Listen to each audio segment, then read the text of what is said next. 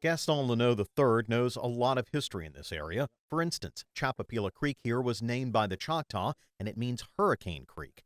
He, of course, remembers Hurricane Katrina and said the difference between the storms is they got 3 inches of rain then versus 21 inches during Ida. You can see from the drift piled up against the side of the bridge rail here that the water got extremely high.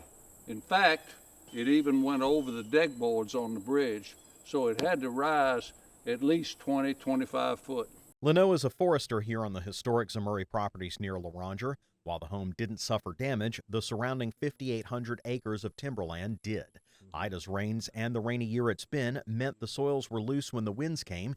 In fact, the area was just recovering from the damage Katrina wrought, according to Reimer Company manager Janine Connolly. And they have grown timber for many, many years. We're going into our 4th generation of timberland owners, and we were to the point where we were within a few years of starting to do thinning from the Katrina stands, and now those smaller stands have been hit, so we'll have to assess whether they're merchantable or not. Connolly says that means funding will be more limited to help rebuild these stands. Going forward is extremely expensive for the replanting, and when you don't have the income from a harvest to offset those expenses, it gets to be substantial. Right now, lumber prices are soaring, but that doesn't help small landowners. Supply isn't the problem, and in fact, the glut on the market will keep the price of what can be salvaged here low. We have IP at Bogalusa, and that's where our pulpwood will go.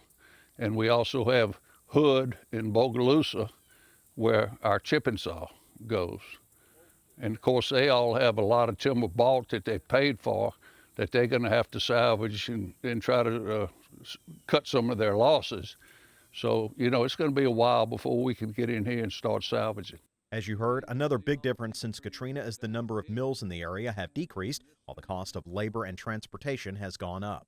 We only have one paper mill in the area that we're able to sell our material to, and that's going to be tough because they're going to be oversupplied, and we're just going to have to try to squeeze it in as we can. That will mean a lot of this timber and detritus will stay on the ground for a while. If things dry up, it presents a big wildfire threat. Those of us who work in this industry remember the terrible fires that we had after Katrina.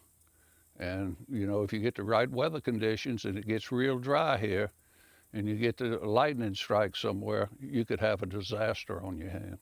As you can see over my left shoulder here, this fallen timber is a barrier keeping the Reimer Company from being able to access and assess the full extent of the damages suffered from Hurricane Ida.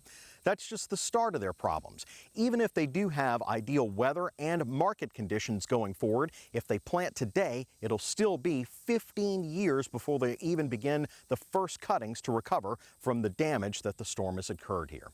Reporting from Tangipahoa Parish, I'm Neil Melancon.